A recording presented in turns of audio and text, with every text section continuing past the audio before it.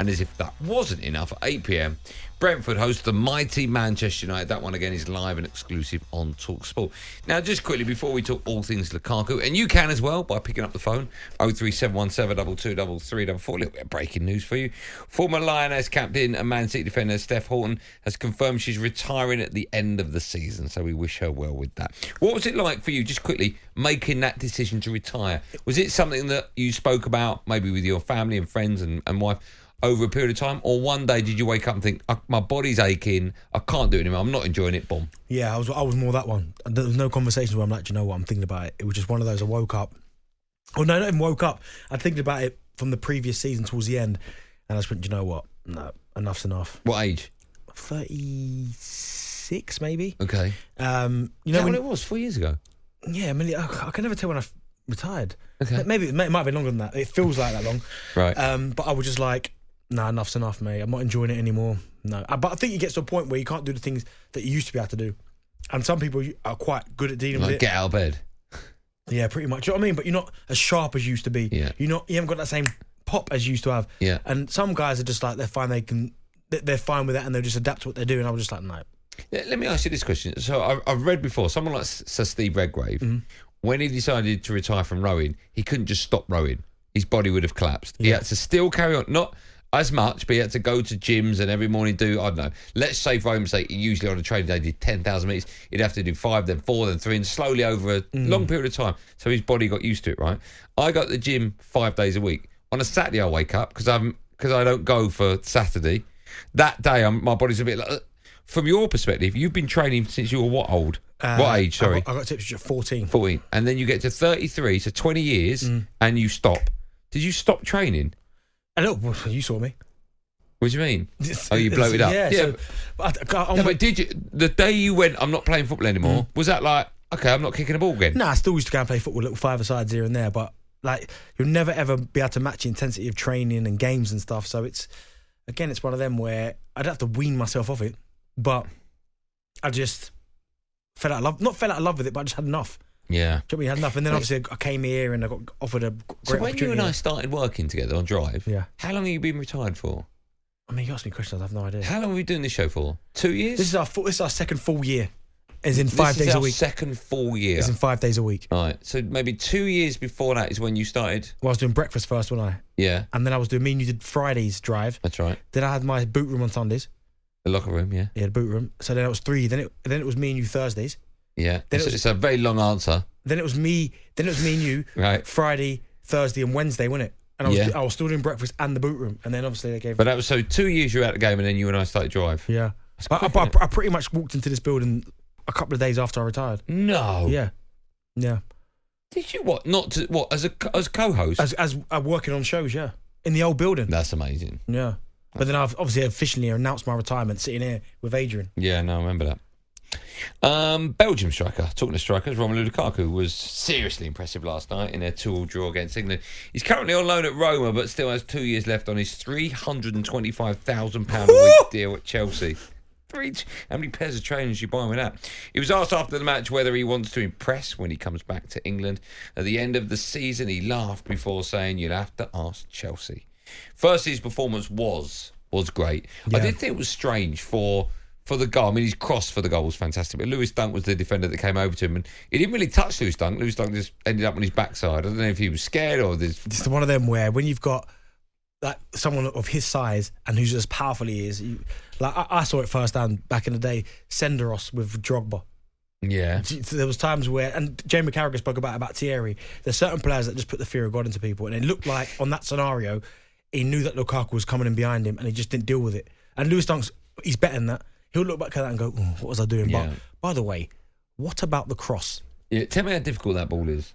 Well, we it was not last year, the year before. We absolutely went crazy for the pass Modric did against. Real Madrid was it? It was either City or Chelsea. I think it was Chelsea. To Rodrigo. Yeah. We went absolutely overboard about that. Lukaku's one I think was better. And it might be Man City, but go on, yeah. What a I don't think it was better. I think it was. I think Modric's was better. I don't know if it would be. There's like a really small corridor. I'll tell you why, because Modric was outside the box and it sort of bent all the way round. Honestly, whereas Lukaku was... Listen, I take nothing away. and it's irrelevant, right? But Lukaku's was sort of from one side of the 6-yard box to the other. But either way, of course it wasn't. Well, it was in that area. No, it was wider than I thought. It was wider than the box. Okay. Either, but it was incredible for Lukaku. But he's one of them where the guy will always score goals. I mean, people forget that he's a 100 club member, but he got in there a long time ago, by the way, because I think he got in there while he was at Everton. Really? Yeah, I think while he was at Everton, and he, or it might have been early on at Man United, but either way, he left Everton in 2017. So he's been in that club for a while now. Yeah. His goals per game: Everton 110.53, United 66.28, Inter Milan 72.47. Chelsea was a bit poor. Inter Milan 25.10, Roma 25.10. Yeah, he's always going to score goals. Chelsea, like, I think if you can get him back on a free, for me it's a no-brainer. But then he's not at my football club. What do you mean on a free? Chelsea have got him. Exactly. So it's a free. You haven't got to buy him. Oh, I see. Right. Right. So for me, it's a no-brainer. But I get it. Chelsea fans are probably looking back to the interview he did and how disrespectful he was to the club. And some of them just can't let it go. And I get that. I can see that side of the argument.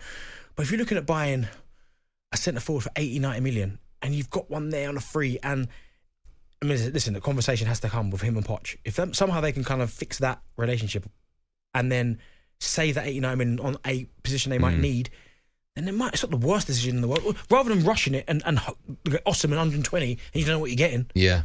Maybe just, you know what I mean, hold fire. Let's be a Chelsea fan. We'll take calls on it in a moment. 03717223344. Let's take one now. Hello, Rob. Hello, lads. How are you? Great show as per usual. Thanks, Rob. Yeah, I'm just bringing up about old Lukaku. Like the value of like someone like Tony is put at £60 million, and we've got someone sitting there at Roma who can come back off loan, or like for next season, and be bang right first team. He's a quality player. He, like the way he played last night against old Dunk reminded me of Drogba against like Arsenal defenders. He puts fear in defenders. That's the thing, and that's what we were just saying there, Rob, is that I get it, he's going to upset some fans because of the interview that he gave, but if he's coming back and he's motivated and he's hungry and Pochettino can get him on side and you get that version of Lukaku that played last night, then I'd give him another chance. 100%, mate, 100%.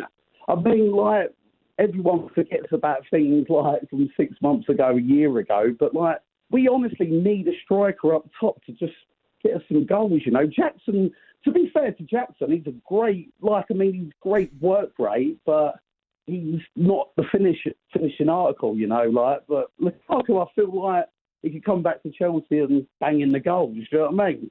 To get us back into that top four at least. Do you know what's mad about Lukaku as well, Andy?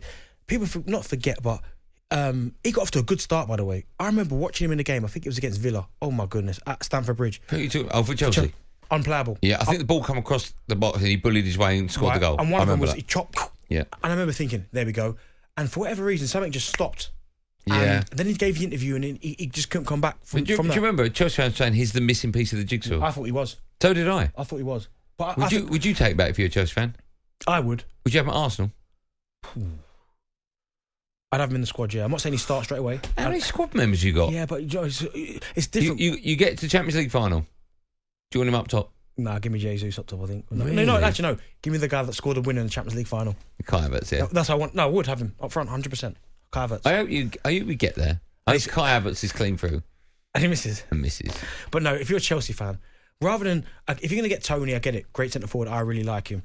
Osimhen, by all accounts, I don't watch Serie A that much, but I saw him in AFCON. I thought he was good. But Lukaku's there.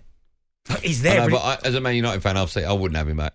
But he was good for you first season, then second season. Remember under Oli, at times he was playing left. His goal per games throughout his career at United is excellent. Yeah, but you're weird like that. You wouldn't have him back even though he did all right. You wouldn't have... Yeah, but you wouldn't have him. You wouldn't have Joe... Yeah, but you wouldn't have him. He's never been at Arsenal. Doesn't matter. Would you have him? Yeah, in the squad. But not to start. Don't know. You have Jesus over him. Kai Havertz, I told you that. 03717223344. Simple question. Would you have him? On AM, on DAB, via the talkSPORT app and on your smart speaker. talkSPORT.